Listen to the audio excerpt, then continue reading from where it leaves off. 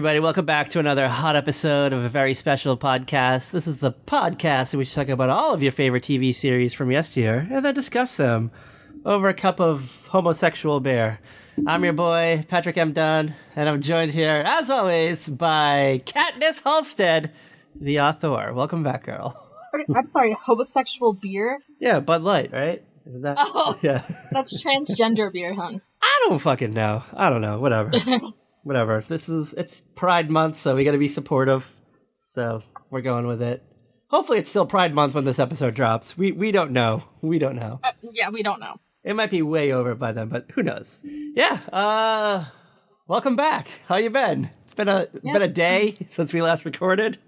I know, we actually, recorded recently, and we're back already. Yeah, we're back. We're back in the mix. We're here.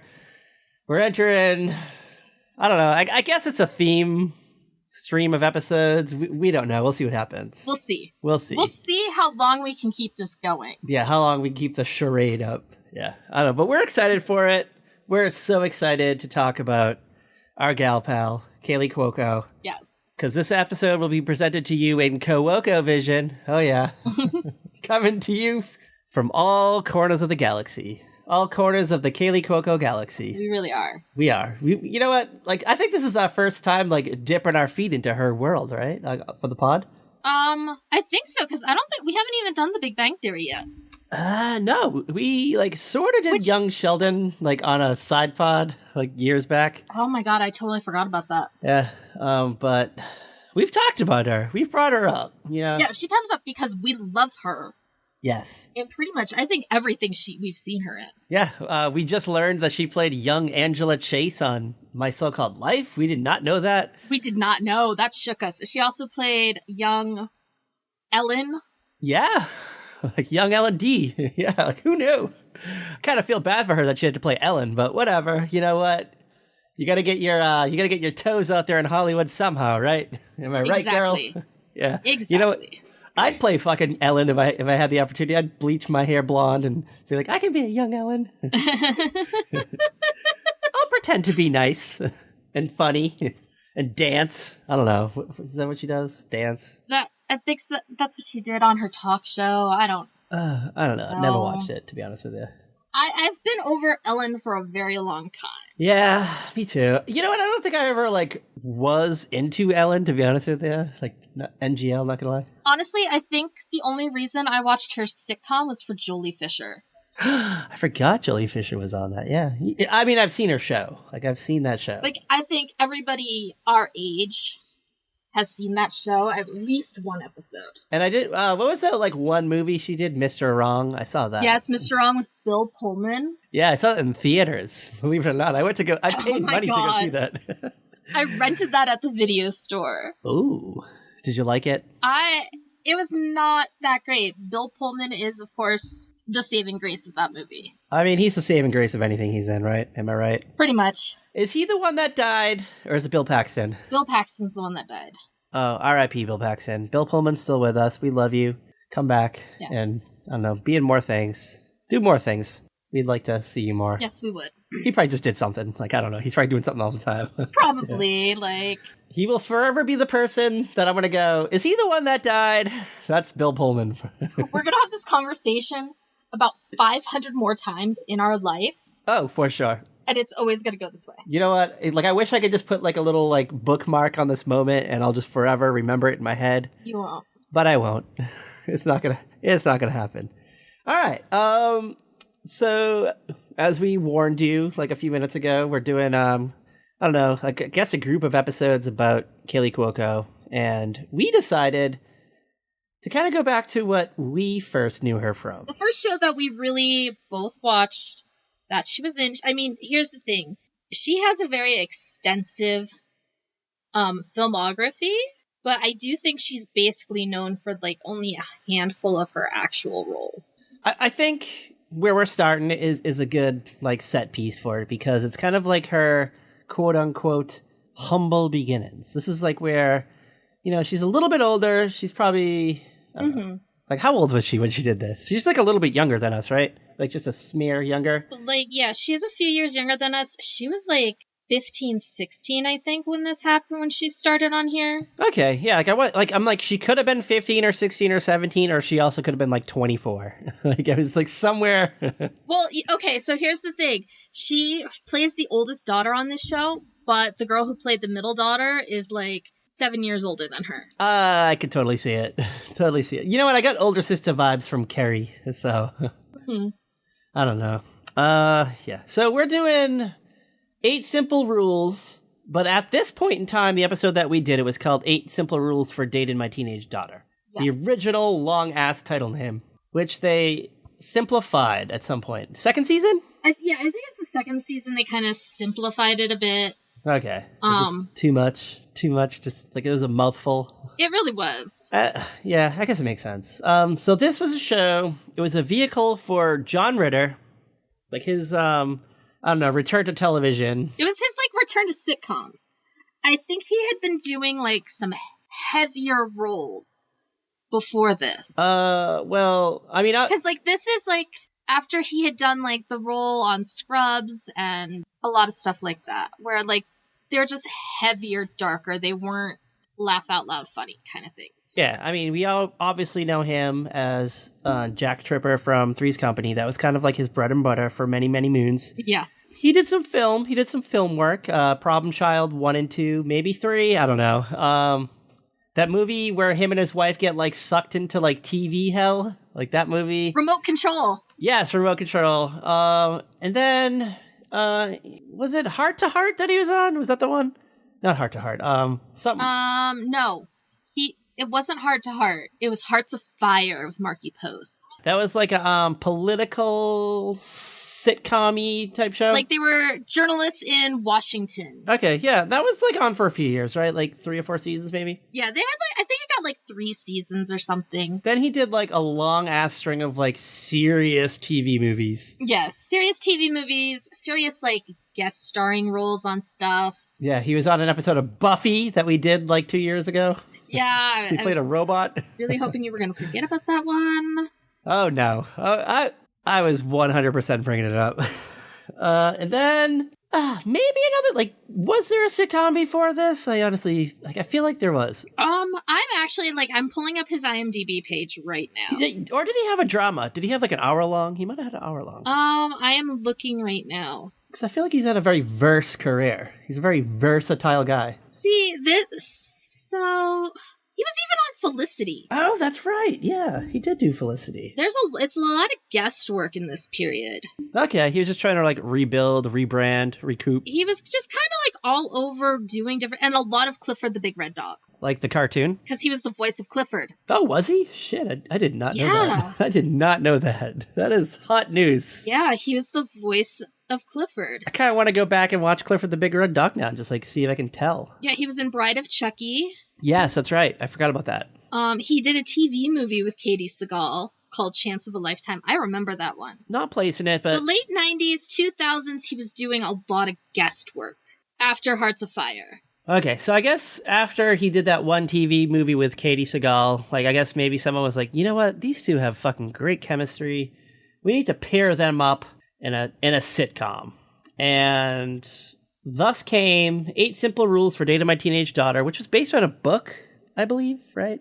Yeah, it was based on, like, a newspaper column. Oh, okay. Because Paul Hennessy is based on the guy who wrote, like, this column that became a book that became 8 Simple Rules. Okay, yeah, he's like he was like a sports journalist, and then he had kids, and he just decided to like write about like what it was like to be a dad, right? Was that? Yeah, something like that. Okay, it makes sense. The slice of life kind of thing. Yeah, so they scooped up Katie Sagal, post Bundy's, post that like weird sitcom she did, Tucker, that was on for like 4 weeks in like 2000, and she played like the wife, obviously, and then like she goes back to work, she becomes a nurse or something, and she becomes like the bread and butter of the family, and John Ritter stays home and like writes his column and takes like just is like involved in the kids' lives because like he's home for things, like he's always home, so he has to like deal with the shenanigans that go on in this house and the Hennessy household. Well, it's like he went from being like the sports writer who was out of town all the time to now being home. And now he actually has to deal with the kids, like, on a constant basis, and realize that, Bridget and Kerry are not that similar to each other, and they're very, very different. And then he's got the boy, Rory, who's, like, his favorite, but not really, but he's the boy, so he, like, connects to him better. I don't know. I wasn't feeling Rory in this show. I don't know about you. I don't know how you feel about Rory. I mean, I have watched the entire series. I don't know if you have. I have not. I've only seen, like, the first season and, like, bits of the second season. And there's 3 seasons total. There's 3 seasons total. Disney Plus does not have the 3rd season. I don't know why. Yeah, I don't know. Like, was it bad? Like, I don't think so. Like, it just kind of really just continued the showing the family evolving and adapting to the new life without Paul around, and now, like, settling in with having the grandfather played by James Garner and the cousin played by David Spade. Yeah, I don't know. I think David Spade on the show is just, like, a bit too much for me. I think that's, like, I dipped. I was like, they didn't need him. Like, James Garner was fine. He was okay, but I was like, David Spade was just too much, I think. I don't know how you feel about that, but there are like, I'm kind of like, oh, did we really need this? But there are times where it makes sense why. Like, when you watch certain episodes, you're like, okay, yeah, you can't have this storyline with Grandpa. Yeah, I mean, I don't know what storyline you're talking about, but yeah, I agree with you. I just off the top of my head, there are certain things that you're not going to be able to do with Grandpa that you can do with CJ and. All right, if you say so.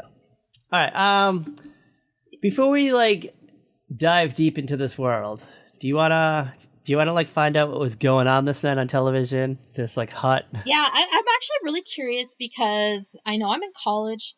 I know I did not watch TV this night. I was probably a good way into a bottle of vodka.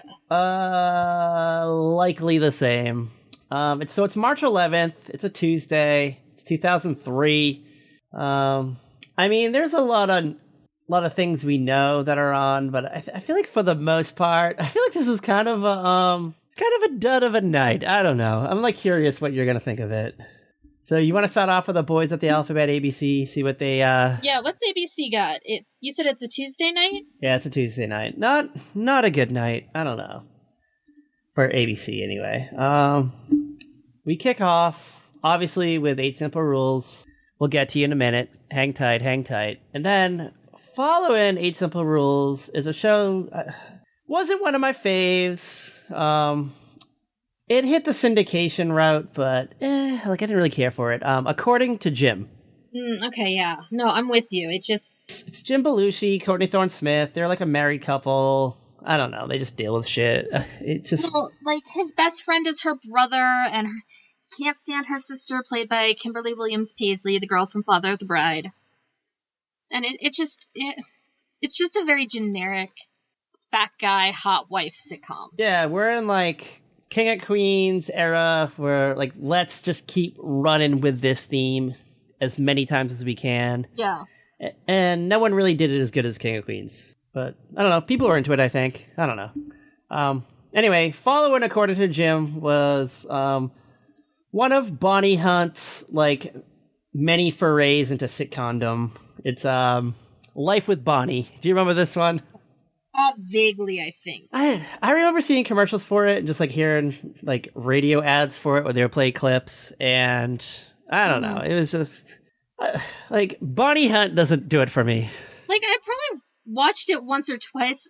Like, it might have been on while I was getting ready to go out to college night at the bar. Yeah, you and college night. You love college night.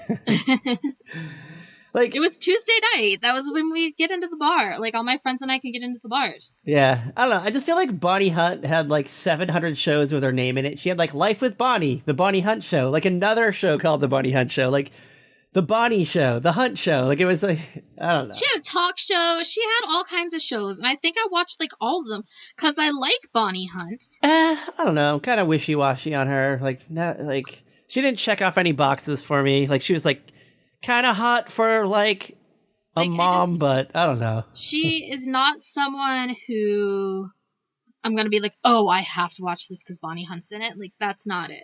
Like, but if I have, like, the choice between watching something with Bonnie Hunt or like just some random sporting event, I'm probably gonna go with the Bonnie Hunt. Yeah. All right. What have you had? All right. Good son scenario. Bonnie Hunt or according to Jim. Bonnie Hunt. You had to save one of them. Okay. All right. I'd probably save Bonnie Hunt too. Yeah. No, that was the easy one. Thank you. Even though I'm not a big Bonnie Hunter.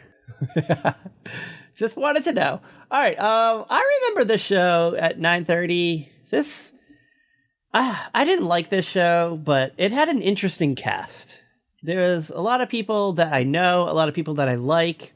Less than perfect. Oh, is this the Sarah Rue show? Yeah, Sarah Rue, Zachary Levi, Sherry Shepard, Andrea Parker, Andy Dick, Will Sasso, Putty from Seinfeld. Fuck you, Andy Dick. Fuck you, Andy Dick, you fucking murderer. Fuck you. Yeah, fuck you, Andy Dick. But yeah, he was in it. I don't think he was in it like that long though, right? Like maybe. I honestly, like, it's a show I remember putting on, but I don't really remember much about it. Wasn't Patrick Warburton on it too? Yeah, Putty from Seinfeld. I said that. Oh, sorry. Once I heard Andy Dick, like, I just started raging. Yeah, you fucking raged against that machine so hard. I was like, I could have said like more names, and you were like just stone cold focused on Andy Dick and his murdering ways. Who did he kill? I don't think I know the story. We've gone over this. Have we? Was the one who got Phil Hartman's wife back on drugs. Oh, yeah. Okay. And then he was with the one guy from Suddenly Susan when he committed suicide. Oh, Jason Strickland or something? Something Strickland. The guy who was, like, dating Tiffany Amber Thiessen. Yeah. Yeah. Oh, yeah. So fuck you. Like, fuck you, Andy Dick. I stand by that. I stand by your tirade. All right. 10 o'clock. This is it's a game show that I've never heard of this. A game show? What year are we in again? 2003. Well, game shows were on in 2003. Like, even Millionaires, like, dried up at this point. This is a game show that was hosted by George Hamilton, and it was called The Family. No. All right, so it's a game show / reality TV series, and I guess it's a reality show, not really a game show. It was only on for 9 episodes. They bring in 10 families from New York City. They take 10 families from New York City, and they move them all into a mansion in, like, Florida. They, like, each week, these, like, families play against each other for challenges and elimination contests, and then, like, whoever wins at the end becomes, like, the family. That is just crazy. I do not remember this at all. Yeah, neither do I. Not even, like, a faint memory. It's not even like that weird, like, let's send a bunch of kids to the island, Survivor style type show. No, Kid like, Nation. No memory. Kid Nation. No memory of this, like, show at all. I feel like we're in, like, that point of reality shows where it's just too much. I mean, I feel like too much is still coming up, but, like, they were just, like, overdoing it, I think. Just, like, way overdoing it. Yeah, like, this is pre the 2008 writer's strike, and there was a lot of reality TV in this period. Yeah. And because we have the writer's strike going on right now while we're recording, we are going to end up with a lot of reality TV crap this season. Yeah, we're going to get some duds coming next year. Get ready for a lot of, like, spin-offs of, like, 90 Day Fiancé, even though there's already a lot of them. So, a lot of stuff I don't watch.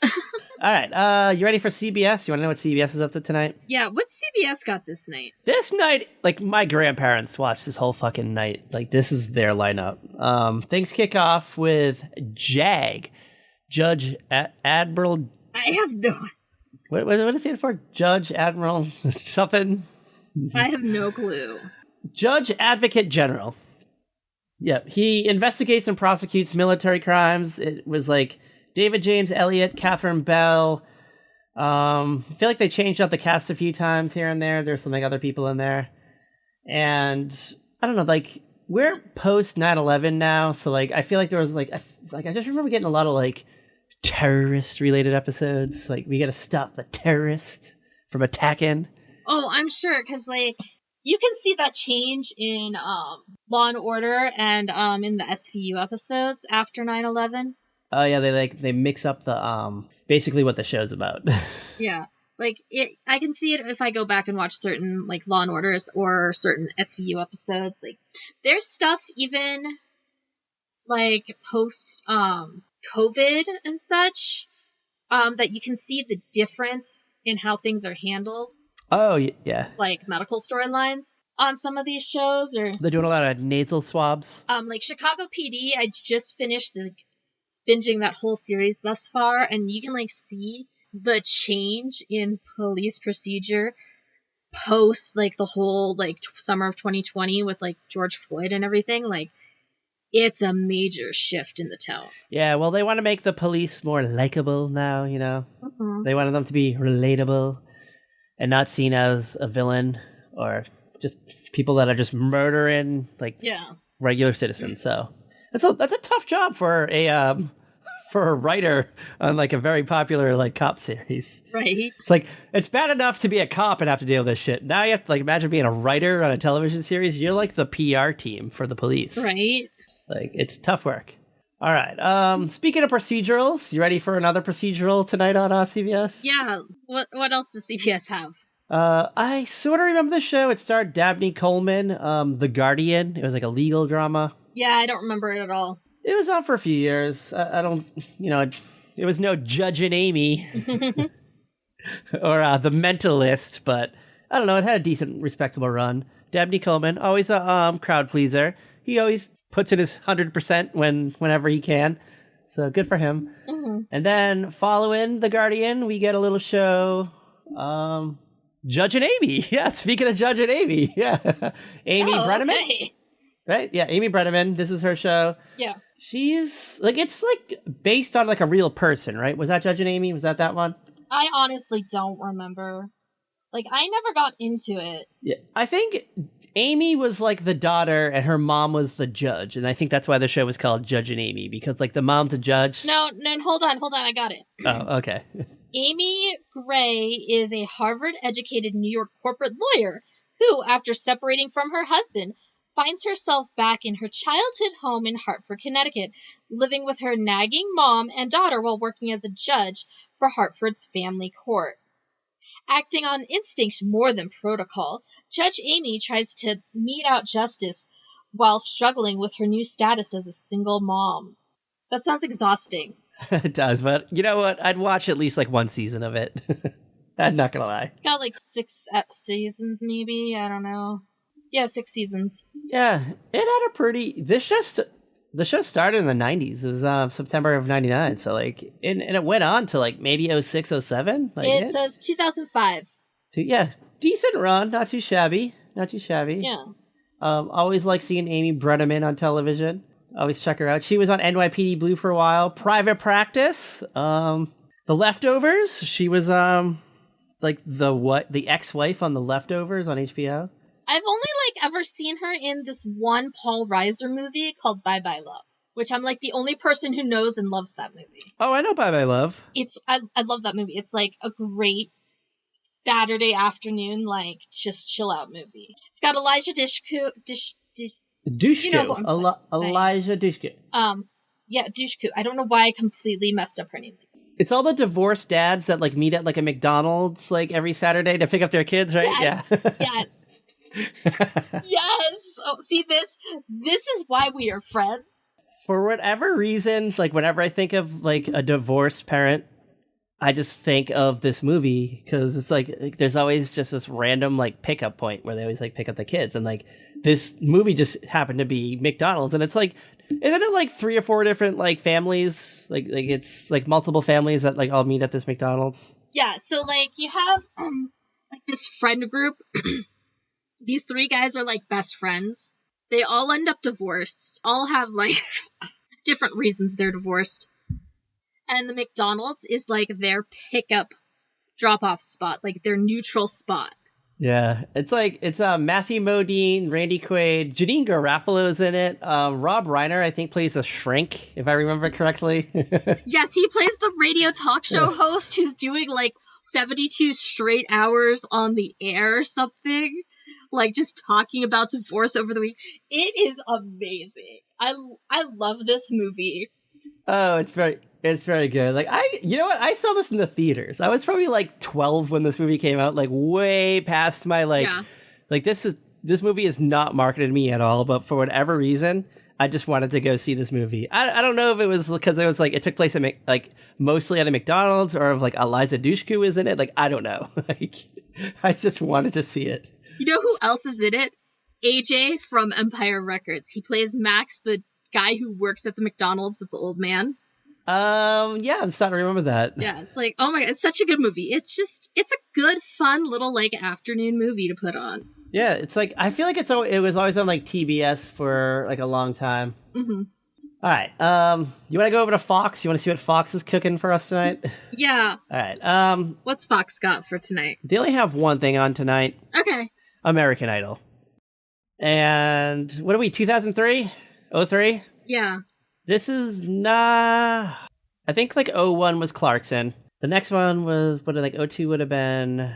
This is season 2. This is season 2? This is Ruben and Clay's season. This is what I was watching. This is 100% what I was watching. Okay, I can tell you that. I wasn't sure if we're at Fantasia yet. Like I didn't know where we were in the pantheon. No. Clay and Rube. We are in. Yes. Now this is where Cat became a Claymate. Oh, this is the beginning. This is the humble beginnings of Cat becoming a Claymate. Yes.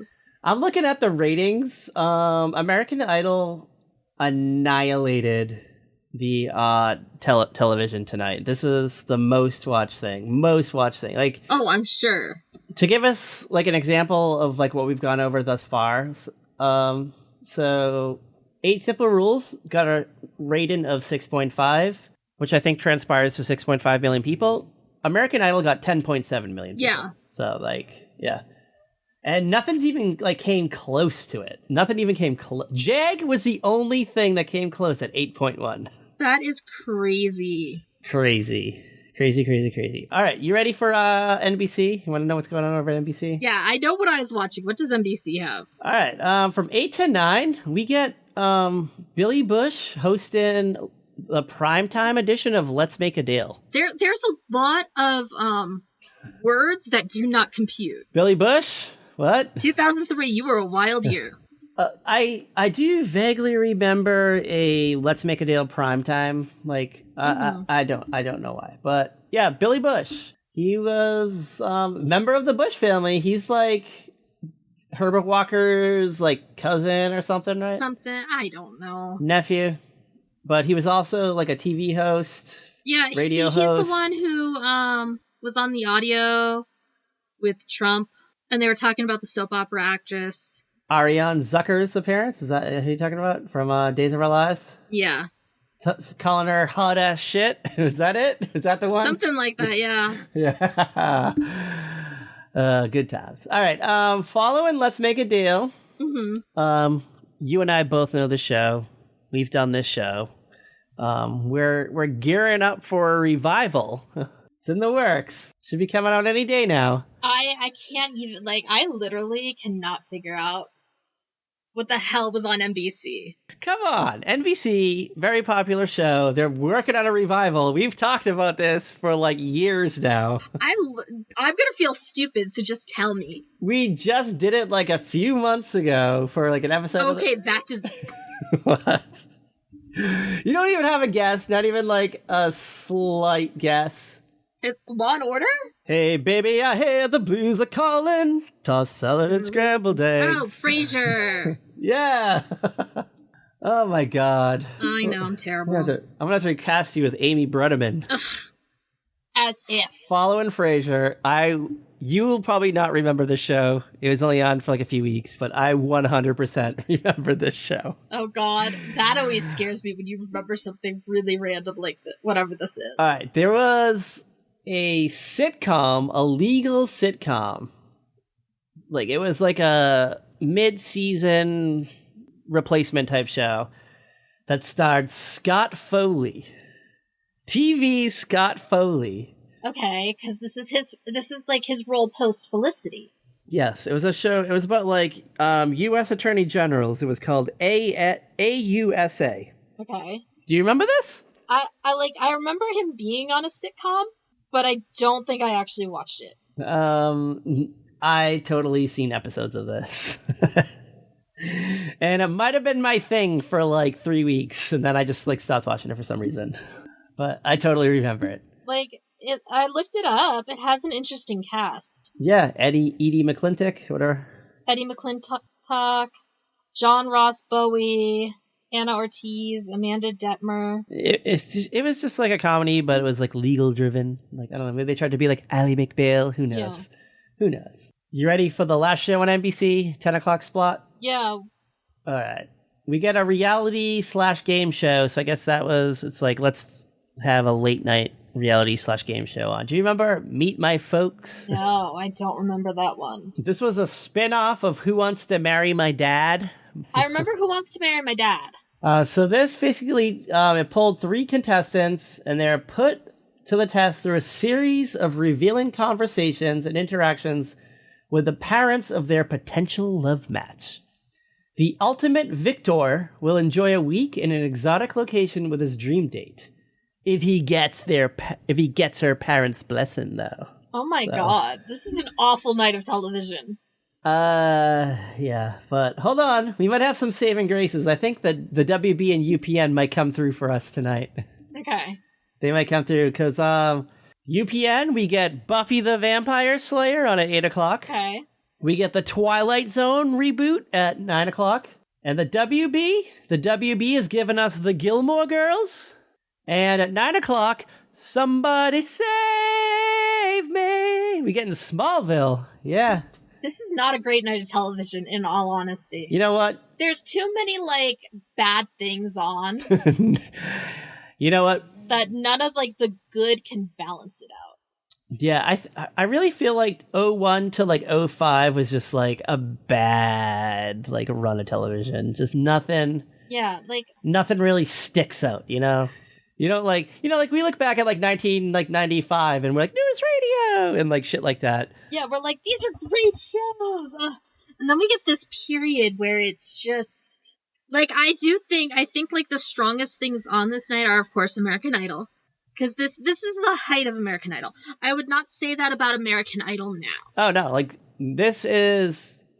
Yeah, second season American Idol is definitely, peak, I think, American Idol. Yeah, we got, 2 more years of, peak American Idol. Then it just kind of tapers off, and then it's just... Yeah.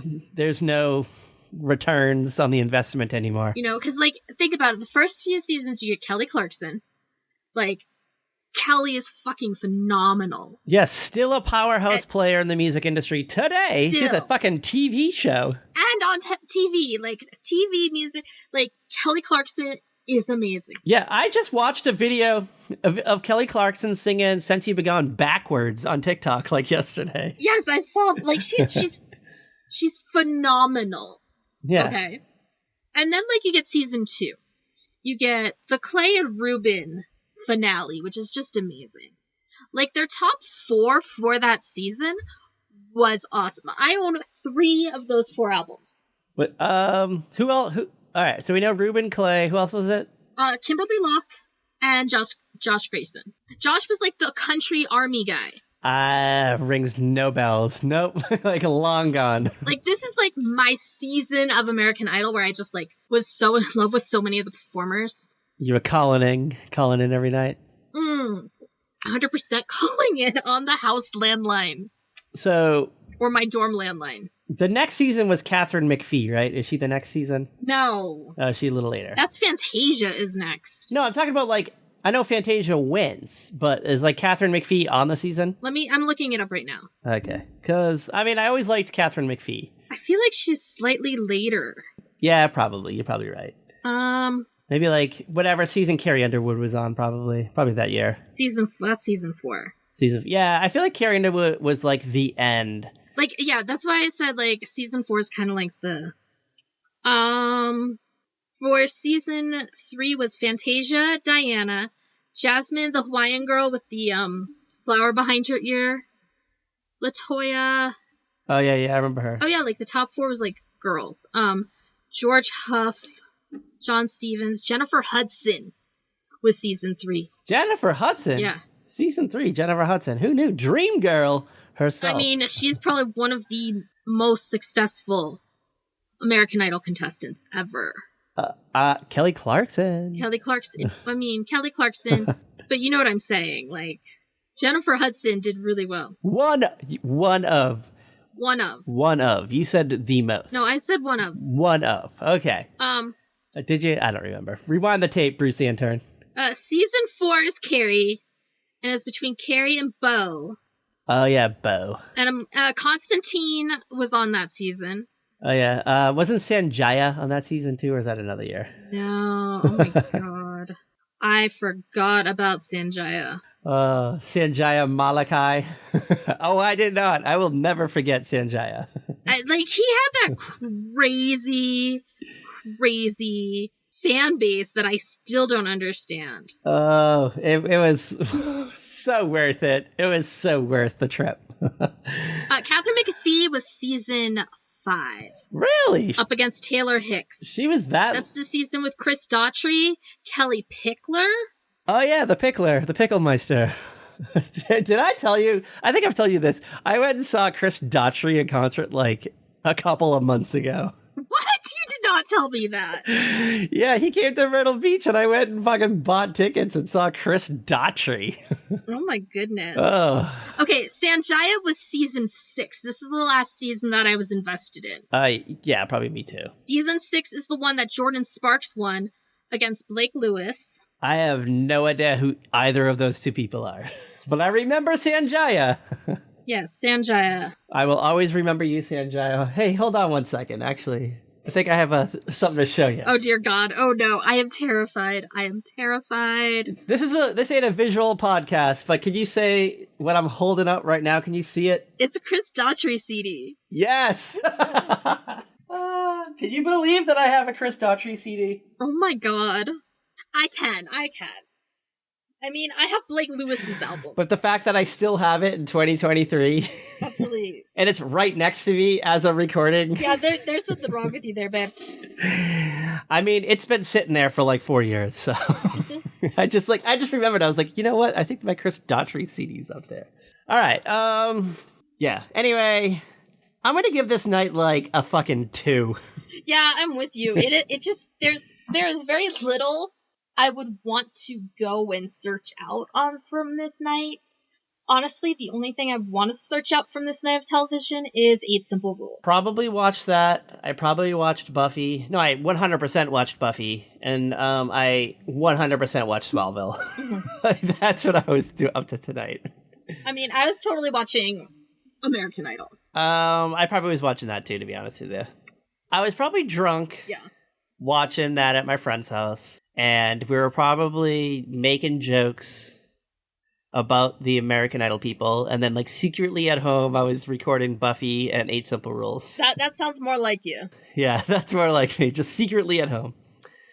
All right, we're gonna take a hot, quick commercial break. I'm gonna go urinate. No, I'm with you. I gotta pee too. I'm gonna go drain the lizard, and we're gonna play. We haven't done this in a while. We're gonna play the Price is Right theme song. Okay.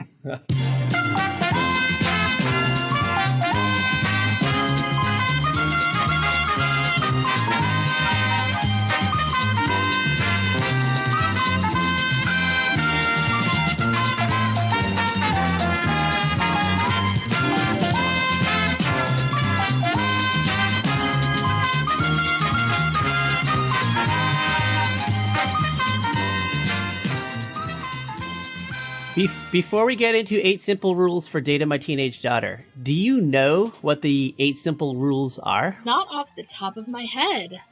I bet you have them pulled up. Oh, I got them pulled up. You ready for these? You I'm as ready as I can be. You tell me if your teenage boyfriend's abided by these rules, and I'll let you know if I abided by these rules. Okay. Rule number 1: use your hands on my daughter, and you'll lose them after. Wow. John Ritter, you're so scary. All right. You make her cry. I make you cry. Number 2. All right. Rule number 3. Safe sex is a myth. Anything you try will be hazardous to your health. Rule number 4. Bring her home late. there's no next date. That's a good one. That is a good one. All right. Oh, rule number 5. This is a good one. Let me know if anyone's ever done this to you. Let me know. If you pull into my driveway and honk, you better be dropping off a package because you're sure not picking anything up. There are guys, even now, who will not get their ass out of the car. Ugh. And you don't get a honk now, you get a text message. I'm here. Yeah. This dick is here.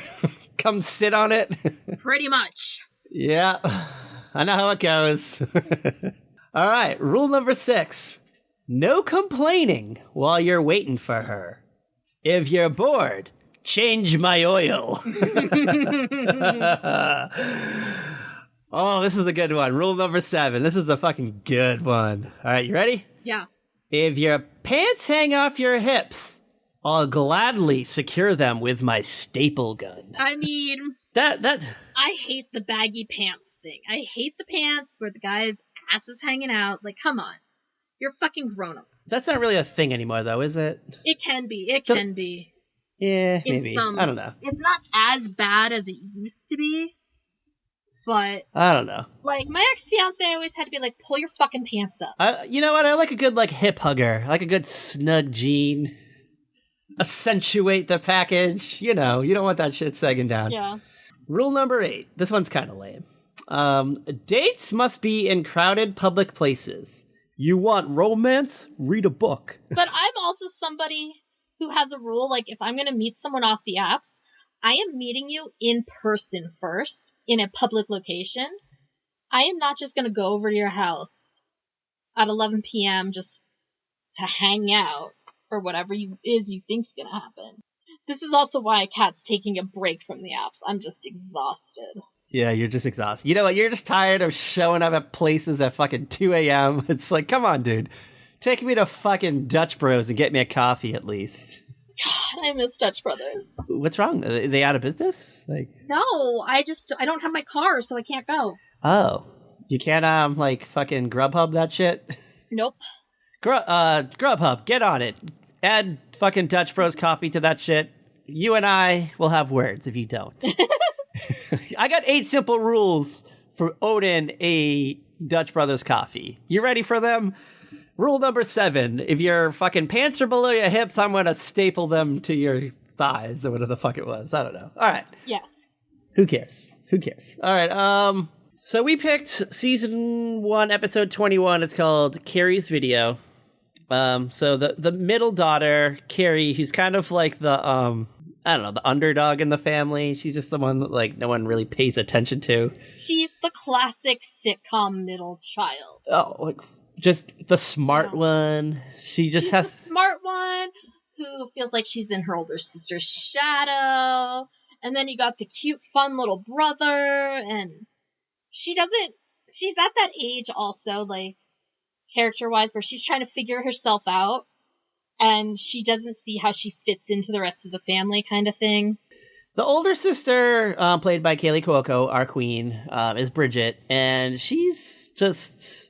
like, she's the Regina George of this school. Like, she just owns this school. She doesn't have to do anything. She gets boys to do her homework for her. She never has to wait in line. People always, like, she shows up at, like, Dutch Brothers Coffee and there's, like, a line of fucking 12 people. They're all just gonna let her cut to the front. Yeah. Like, no one's just, like, she just bats her eyelashes and everything's handed to her.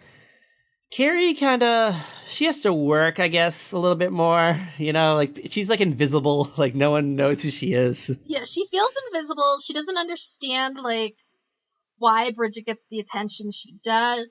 Thing is, Bridget's really not, like, a mean girl. No, she's just used to getting what she wants. She knows how to get what she wants from people, and she uses it, but she doesn't, like, bring people down. No, like, I didn't see her as, like, an asshole. Like, I actually enjoyed her character. Actually, I saw, like, Kerry. I was like, Kerry's the asshole, like, in the storyline. Yeah, Kerry's kind of the bitch out of the two of them. You know what? It was, like, between the two sisters, I was like, obviously, we're gonna go with Kaylee Cuoco. Kerry was just kind of, she's just there. And like halfway into her storyline, I'm just like, you know what? I'm over this bitch. I'm just like, not a fan. And then like the young son, like the preteen-ish kid, Rory, he's the boy. So he kind of gets like a free pass. Like he can do whatever the hell he wants. Yeah, like he could just, you know what? He could probably stay out all night and no one would ever know. Yeah, there's like definitely episodes where he gets away with some stuff that Paul would not let the girls get away with, and they call him out on it. Yeah, well, I mean, it's like, it's that old cliche where it's like, fathers are always going to worry about their daughters, but the sons are always going to get like a free pass. They're going to go out. Yeah. They're going to party hardy. They're going to, I don't know, whomever they want, do whatever they want. And then they're going to be like, all eyes will be on the sisters. I don't know. It's just kind of a shit end of the stick, if you ask me. I don't know. It's because most of the time, the son's probably going to be the unreliable one. Let's be real. Exactly. Yeah, he's good. You know what? If anyone's going to get arrested in this family, it's going to be him. He's going to be the one who comes home in handcuffs someday. The cops are going to be like, is this yours? There's a probability I think he does get in some kind of trouble later on. Oh, you know what? I feel like I've seen an episode like that. Yeah. Yeah, so we get a lot of sibling rivalry in this episode. And this is one of the few things we've ever done that just strictly has like one like a storyline. There's no like subplot, there's no like side plot. It's just straight up this one storyline. Yeah. Which I kind of like, because I kind of feel like it makes the flow of the episode a little faster. Because I think I told you, I'm pretty sure this episode was like 6 minutes long. Yeah, you told me it was like 6. I'm like, no, it's really like a 22-minute episode. It just goes by so quickly because it's so enjoyable to watch. Yeah, there's a lot of good beats. There's a lot, there's a beginning, middle, and end to the storyline. Mm-hmm. And we kind of get, the characters kind of learn something from this too. So, I don't know, I dug it. But like you also have like this great chemistry between all of the cast. You can totally feel John Ritter and Katie Seagal as a married couple. And the wife is trying to like rein the husband in, but there's only so much she's willing to do, and she's just like, pick your battles.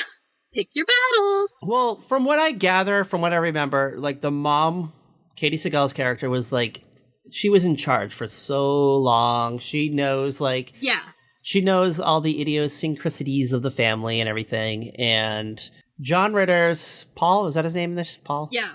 Paul's kind of like new to this, you know, he doesn't really know how to like tiptoe like around people's feelings and stuff. So like, you know, he might be like buttering up to Bridget, but he's also like, while he's doing that, it's like pissing Kerry off.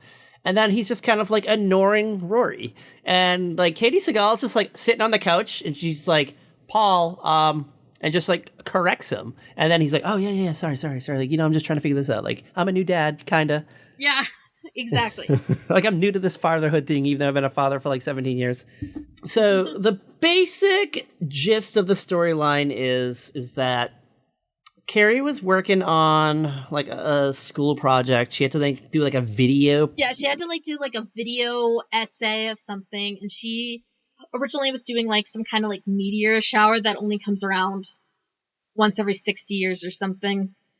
And Bridget taped over it with a video of her in her new leather pants, trying to see how good they looked, if they looked good while she was dancing, how much they actually revealed, yada yada yada kind of thing. Yeah, so like the episode basically starts and like everyone but Kerry's downstairs in the living room, and like Kerry comes running down. She's like flabbergasted because her project's due in like, it's not even like it's due the next day. It's like due like a week from now. So like she's got time to work on this some more. But she comes down. She's like, oh my god, like my life is over. This project I was working on, my video project, Bridget taped over like the most important part of it. And Paul's like, you can just do it again, just like record it again. And she's like, I can't because I do it on the meteor shower that only happens every 60 years. What am I going to have like go back in time and do this again? So they're all like trying to figure out what to do. And Paul jokingly kind of says like, why don't you do a project on your sister? Yeah. And they kind of like develop the conversation more, in which we just kind of learn of like just the I hate to say this word, but the shallowness of of Bridget? Like, they're just kind of revealing, like... Yes, like, it's very much, like, the shallowness of a teenage girl in the year 2003, like... Yeah. So, like, they're just, like, shitting on their family member because she's shallow. Mm-hmm. And then, like, as soon as Paul says that, Kerry's like, you know what? I think you're right. Like, I'm going to do a video expose on my sister because I feel like people need to know the kind of person she is. She's that person that gets boys to do their homework for her, that gets to cut in line at Dutch Brothers Coffee. Yeah, I think, like, Kerry really thought that in this project, she would, like, show Bridget, like, what a miserable person she is, but it's totally not what happens at all. Oh, it backfires on her. So much. There is a point, though, where Bridget, is this how you see me? And Kerry's like, this is, like, what you are. You don't do anything else. And Paul kind of goes, remember, you used to be in the drama club, you used to play tennis, all this stuff.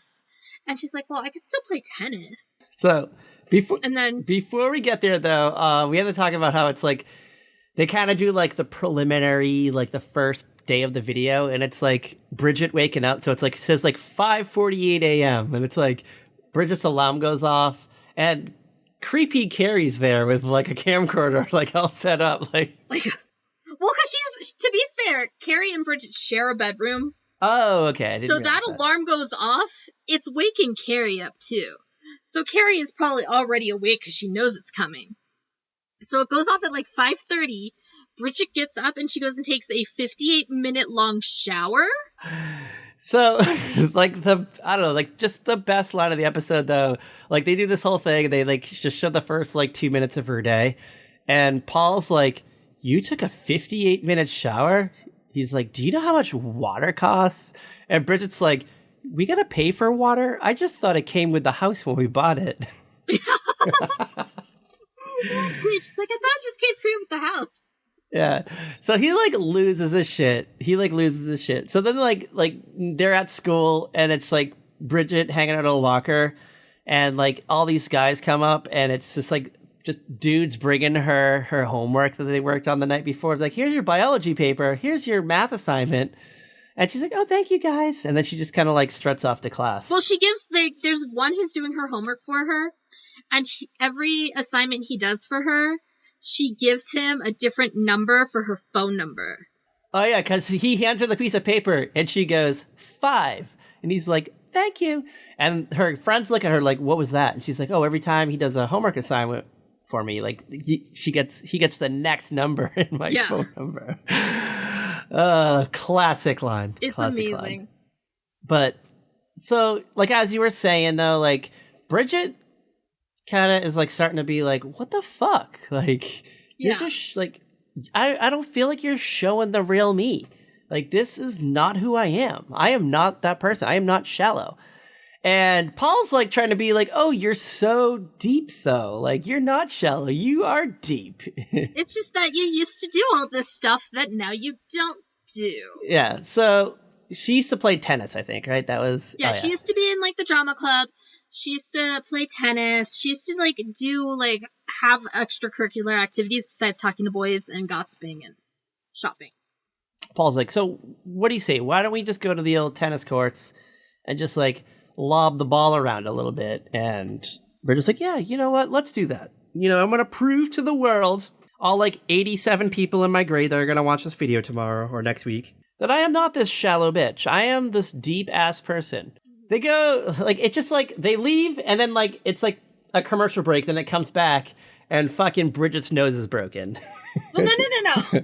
Oh. So, like, yeah, we come back, Bridget has broken her nose, and then we get the video of how it happened while she was playing tennis with Paul. Yes. And Kerry is like, everybody's like, oh no, poor Bridget, and Kerry's like, yes, this is the greatest thing in the world. She rewound that video like 14 times. There is definitely a Brady Bunch reference that comes up after this, too. Oh, yeah, because I believe Kerry says Marsha to her. Yeah. Like, after she talks about, like, oh my god, I'm never going to be a teen model now, or something like that. So, because, well, Bridget wants to skip school. Like, because her nose is broken. And I don't know. I think maybe the first day after an injury like that, if they're still in pain, I wouldn't send them to school. I was thinking about this. All right, so Bridget has like tape out. Like it looks like she got plastic surgery, but they really just put like tape on her nose. Yeah. And like I didn't see any like swelling or anything. It wasn't like her like face was blue and like swole. But she just had like tape on her nose, and she could have found a way to play that off. But I mean, I guess I probably would have taken like the next day off. I would have like treaded lightly, like, "Hey, Dad, can I not go to school today? But maybe like the next day I'll think about it." Yeah, like, especially like I would think if she's on any kind of pain medication. Oh yeah. I wouldn't want her driving herself and her sibling to school. Yeah, and like walking around like a public place too. Yeah, like no, I'd keep an eye on her. Just that was just me. Like that was my thought. And this is when Kerry does the Marsha thing to her. Paul and Katie Seagal. Why can't I think of Katie Seagal's name in this? Her character's name, I believe, is actually Kate. Kate. Yeah, you're right. Okay, so Paul and Kate. That is why. So Paul and Kate are like insistent that she goes to school the next day. They're like, you know what? This is your time to shine. Like, you've been talking about how you don't want to prove that you're like a shallow person. People are not going to see you for like that fucking weird tape job on your nose. They're going to see you as you. Which in reality, like, I don't think it would be a big deal, to be honest with you. But I guess in like a teenage girl's mind, that's like the end of the world. Yeah. So she like, all right, fine, I'll go to school. Like, whatever, Dad. I'll just do it. I'll just go. I'll be miserable. Like, my world's over. Like, I might as well. I'm just going to be the new Kerry now. Like, people are going to think I'm like a fucking hog or something, like a wild animal. There's like, even like Kerry's like, oh, we'll change the name of the documentary like to Beauty into the Beast or something like that. Like, there's like all these like lines just kind of like Kerry's just kind of being an asshole to her, just kind of. Yeah, Kerry is taking this opportunity to be a bitch to Bridget and try to like prove that she's still trying to prove that Bridget is just this shallow person. But Bridget's injured. Like, she literally has a broken bone on her face, and she's got like, and Kerry's just being like this snotty little brat. Like, and she's got like weird like tape just all around it. Like, it didn't even look like it was doing anything, to be honest with you. Like, I don't even think you like put anything on a nose, to be honest with you. Like, you just leave it be. Like, what can you do? Yeah, I don't know. I've never broken my nose, so I don't know. I don't think Marsha Brady even put tape on her nose. Trying to remember back to that episode of Brady Bunch. I don't think she did. I think she just went with it, right? She just fucking rolled with the punches, right? Yeah. Yeah. I mean, I guess, like, if you got plastic surgery, you'd have, like, that face wrap. But, like, she didn't have a face wrap. They just put, like medical tape, like, over her nose and, like, on her forehead. Like, I can understand, like, maybe if they put, like, medical tape, kind of like a breathe right strip. Yeah. To keep everything open so you can breathe. But they put it on her, like, forehead, too, and it was, like, weird. It was, like, it looks like she was, like, wearing, like, a mask. Apparently, like, it is, like, common to put a splint on to protect them from, like, getting re-injured. Yeah, I guess you're right. I don't know. What do I know? I know, it's not like you work in the medical profession or anything. I don't really work with fucking broken noses, though. Like, I don't know. What do you work with these days? I'm in, like, a cardiac floor, so, like, I know, like, cardiac things. But, like, what do I know about a fucking broken nose? I don't know. So you're not in the emergency department anymore? No, I'm not in the emergency department anymore. I'm out of there. Even in the emergency department, though, like, I feel like someone got, like, a broken nose. We just, like, sent him home. It's like, you got a broken nose, go follow up with the, like, orthopedic tomorrow. And, like, that was it. We didn't, like, put... ENT? Yeah, we didn't, like, put shit on their face. They're like, you're on your own. Here's some pain meds. Hope you like them. Oh my goodness. Carrie, like, finishes the video or whatever. She kind of, like, throws it all together. And, like, they have, like, a big premiere.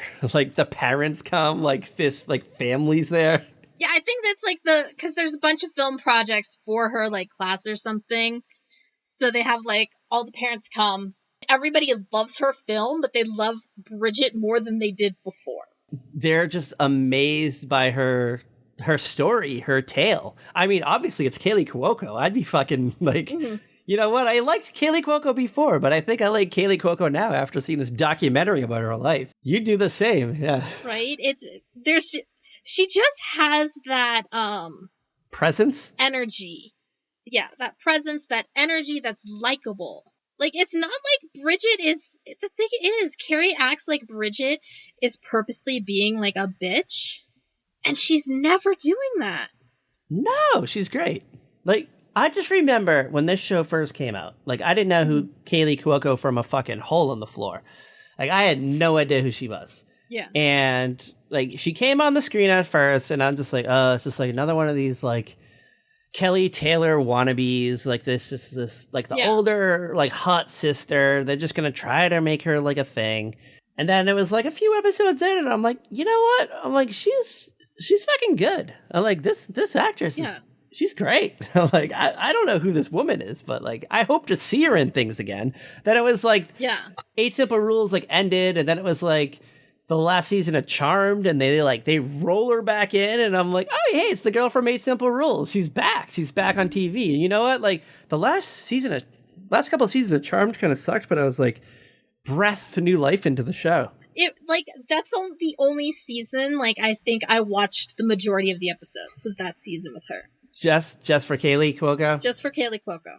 And then, like, Big Bang Theory came out, and it was like, oh, like a show about nerds, like, lame, like, whatever. That's, like, so overdone. Like, Revenge of the Nerds. She is what made that show work.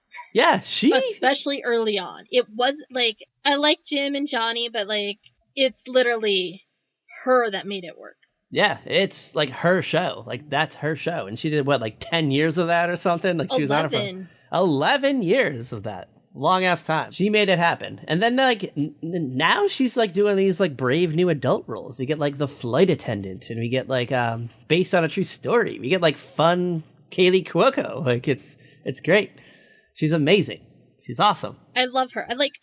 You can sit down and you know you're going to enjoy whatever you're watching with her in it. Yeah, I could watch her play a young Ellen. I would 100% watch that. I would have no qualms in watching her do that. No qualms about that. No qualms. So anyway, it's the big premiere night. Everyone's like into Bridget now. They're all like starstruck. And Kerry, like, poor Kerry, like, I actually like started to feel bad for her. She's like out by like in the back by the lockers, and she's like, what the fuck? She's like, I put in all this goddamn work, like, to make this story. I wanted to tell the story. And she's like, I kind of was like using it as like a crutch to make Bridget look bad, like, to the school, but it backfired on me. Now they only care about Bridget. They don't care about me. I'm the person who like put this together.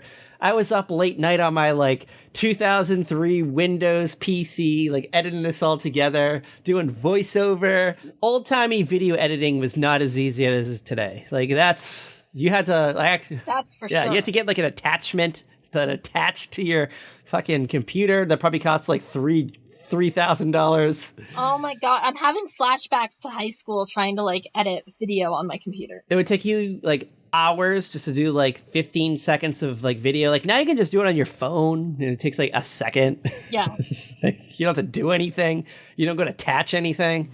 So like Paul and Kate are kind of like they're trying to like beat around the bush. They're trying to find a way to build Kerry up and kind of like not congratulate Bridget and everybody. It's hard. I think Kerry just doesn't believe her parents a lot of the time when they're trying to build her up. Yeah, I don't know. And I kind of sense that too. So when they're saying like something really great about her, she's like, whatever. I'm not Bridget. I know you guys are lying. You're just trying to butter the toast right here. Yeah. Yeah. So anyway, this like dude comes like strolling around the corner. He's like, oh, hey, you're the chick that made this documentary, right? And she's like, yeah, like, what's it to you? And he's like, oh, I fucking loved it. Those zoom angles, man. Those are some fucking good zoom angles. And she's like, really? You liked my Dutch angles or whatever the hell, like, angles are? Oh my god, it was like... It was like the nerdiest conversation. It was so... It was like he was trying to be Dawson Leary. And he's like, yeah. He's like, I don't know. I got some good VHSs back at my place if you want to go check them out. And Kara's like, she like looks at her parents and she's like, can you guys like scoot away now? Like, this is like, I got a dude talking to me, like, finally, after, I don't know. And Kate's, well, like, her mom catches on and is like, hey, Paul, I want to show you this spot over here. And he's like, wait, what? Oh, yeah, there's a good, like, paint blotch on the wall I want to go look at. Maybe you can go, like, repaint it or something. Yeah. And then it's like they're over there and they're kind of like watching Kerry talk to this dude, and it's kind of embarrassing. But then it's like it gets broken up by like Paul's like, wait, why are those two guys taking Bridget outside? Yeah. And it just kind of like, and the episode just kind of like ends. It just kind of like simmers right there. Like it was a good end, like a good little nice little moment. Yeah. Breaking point. It was enjoyable. Like I could probably watch like 5 episodes of this. Oh yeah, me too. And not realize I like lost so much time. I would have thought it was like one episode. Unless you get to the episodes where after John Ritter dies. And those first like 4 after are pretty heavy. I just on TikTok like last week, I think I sent it to you. I just watched the one where it's like the kids are in the kitchen fighting and Kate answers the phone and she like finds out. Yes, yeah. You sent me that. Yeah, and then like she just leaves and like she doesn't tell the kids. She just like takes off and they're like, "What? What?" Like, I don't know. Fucking, I just got the chills just thinking about it. And then I just watched. I might have sent it to you. I don't know. It was Kaylee Cuoco talking about like the last day on the set, and it's like yes. Like John wasn't feeling good. Like he was just kind of like ill, kind of just feeling like that day. Yeah, like he wasn't feeling 100%, and he like pops by her trailer, stopped by and just like talked to her for a while, like building her up in a way, and then that was it. A few hours later, he's gone. Yeah, it was just like they were just getting ready for the next shoot, and then it was like that was it. He gone. And I don't know, like it's just like this cast just talks about like how they were like family, and it's like crazy to think like they really were only on for like a real short period of time, but like they were, but also like the first season has 28 episodes. Like if you really think about it, it's like normally it's like obviously the show like is first going to come out and it's going to be things are probably like awkward, like they don't know each other and stuff like that, but if the fact that they made this like bond very quickly and still talk about it today, like in interviews, like Kaylee. Yeah, like, well, here's the thing.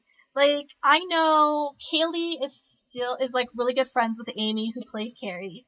They actually, like, Katie Sagal came and played Kaylee Cuoco's mother on The Big Bang Theory. Yeah, that's right. I forgot about that. I'm kind of like hoping that Kaylee will pop in on like an episode of The Connors since Katie Sagal's on that these days. Oh, that'd be fun. I think that'd be fun.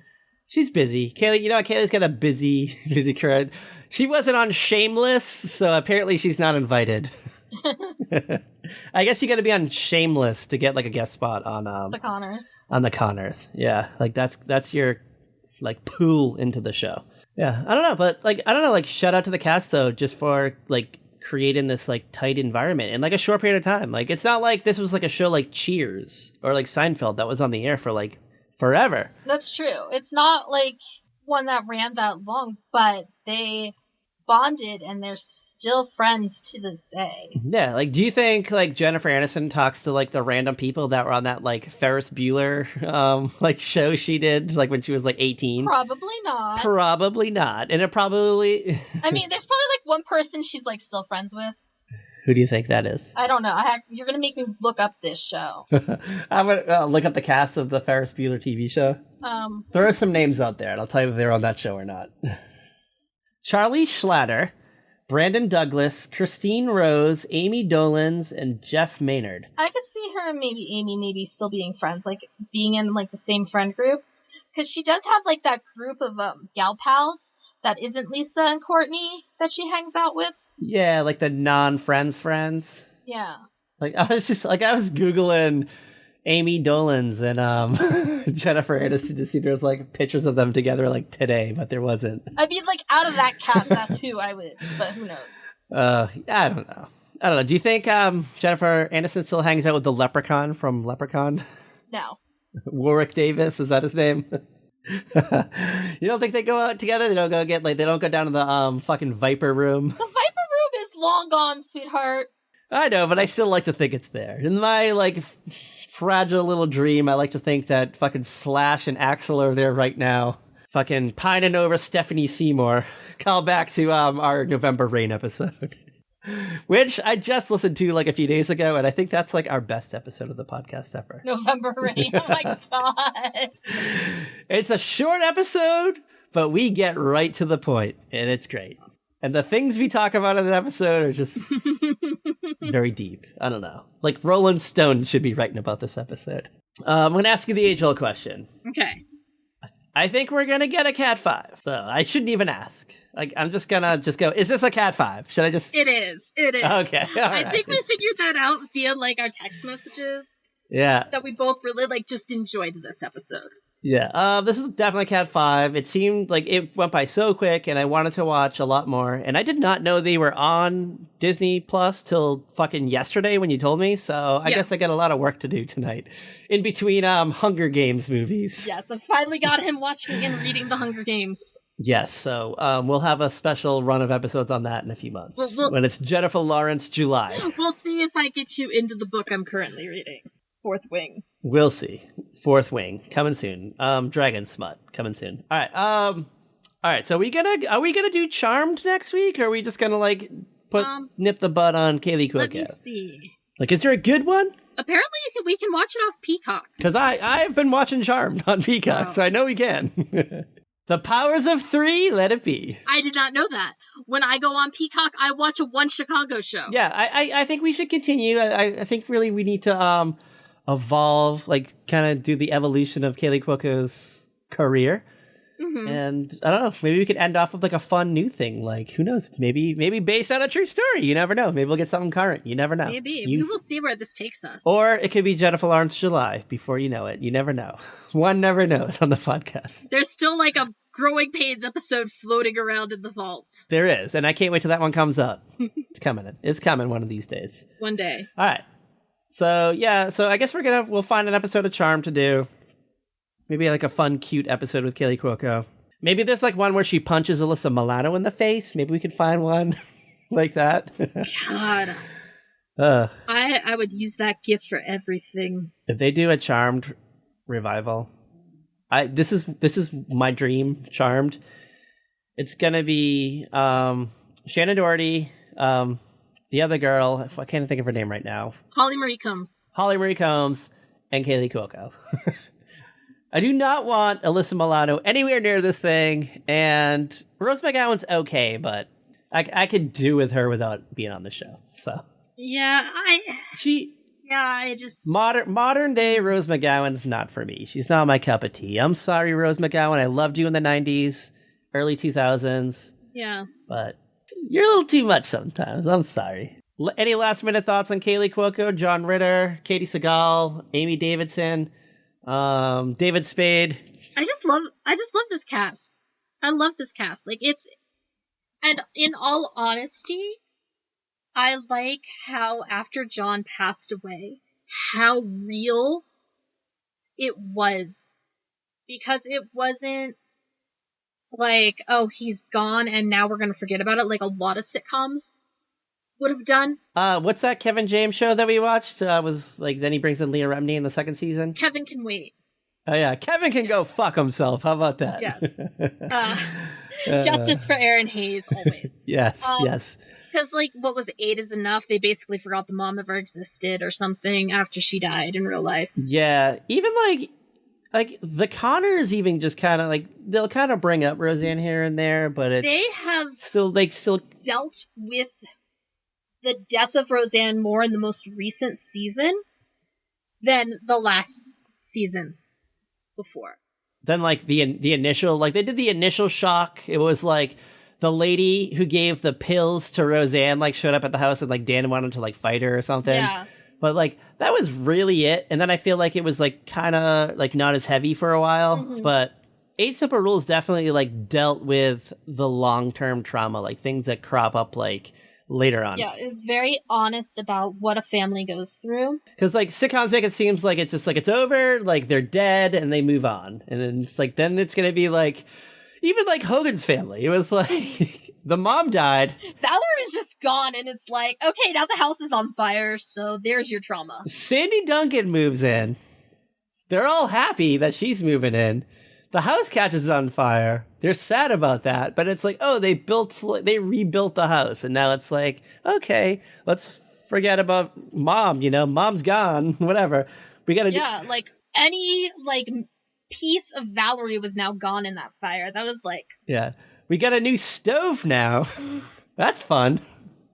But yeah, 8 Simple Rules like definitely like dealt with the drama, and I think, you know what, that could have been the downfall of the show too, because it was like. Yeah, not a comedy so much anymore. Yeah, like they're hard episodes to watch if you're doing a rewatch of the series, a binge. Yeah, because I didn't watch this show like when it aired. I caught it on like ABC Family later on. They had a few episodes like in the can with John Ritter for like season 2, right? Like they already had a few done. Yeah. And then it was like he died like a few episodes in. So it's like you get a few episodes, I think with him coming back, and then it's just like... Yeah, you have a few episodes with him, and then you get the one where Kate gets the call at the start of the episode. Yeah, like he's out buying milk or something, right? Like he's out like at the grocery store. Yeah, like they were out of milk, so he's like, oh, I'll just run to the store and get it, and then... Like, that was it. He just like fell...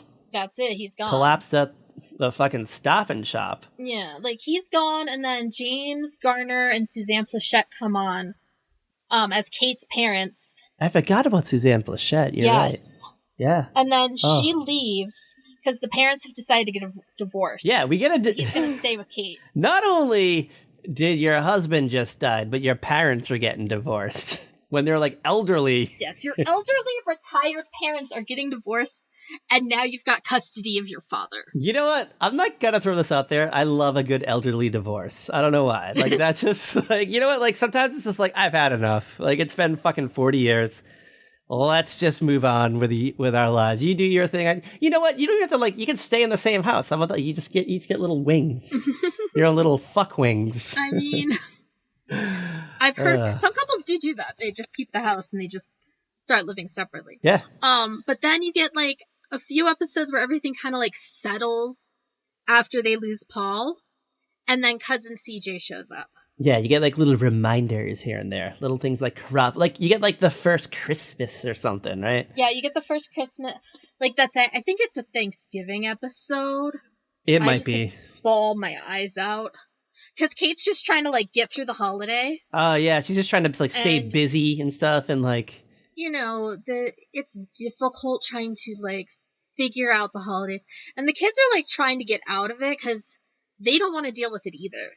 Yeah, well, because it's like they probably had like traditions. It's like, oh, like Paul always like cut the turkey like a certain way or something, or or they did like certain things. Yeah, like there's certain things, and I know like the first Thanksgiving without my mom was completely different. Like, because my mom and dad were always the ones who hosted Thanksgiving, so then that year like we had to go to my aunt's house, and my aunt doesn't cook. Oh, so it was like, what the fuck is going on? You're like, what is this? Yeah. Like, and I'm sitting there, I got broken fingers, and I'm crabby. Oh yeah, this is the year you were gonna go to like you went to the parade, right? Is this that year? No, that was the next year. Oh, okay. Like I feel like we just talked about this. So that was the year I moved to Colorado. I just skipped out on Thanksgiving with the fam.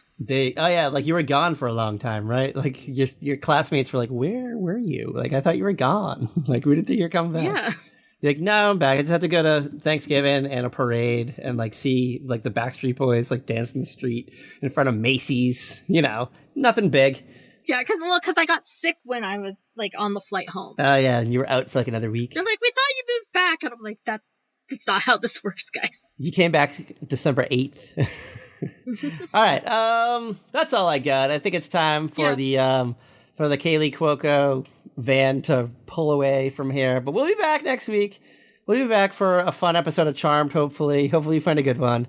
Hopefully we find one, as I said, where Kaylee Cuoco punches Alyssa Milano in the face. And if she doesn't, maybe one where she's not in it as much. Maybe. I don't know. Maybe. I think we have our hopes a little too high. We're setting the bar way too high. All right. Where can you follow our Wild Ass Adventures? You can follow us on Twitter at Very Podcast. You can find us on Instagram, Facebook, Tumblr, and TikTok at A Very Special Podcast. You can find us on all of the streaming apps for podcasts. You found us. I think so. You found us somehow, so you should subscribe. You should rate us 5 stars. YouTube us. You should tweet us, message us. Get upset when I a woman slain to Patrick, all that good stuff. Yeah, when she takes up too much space. And as always, girl, as always. Bye! I don't know what the hell that was.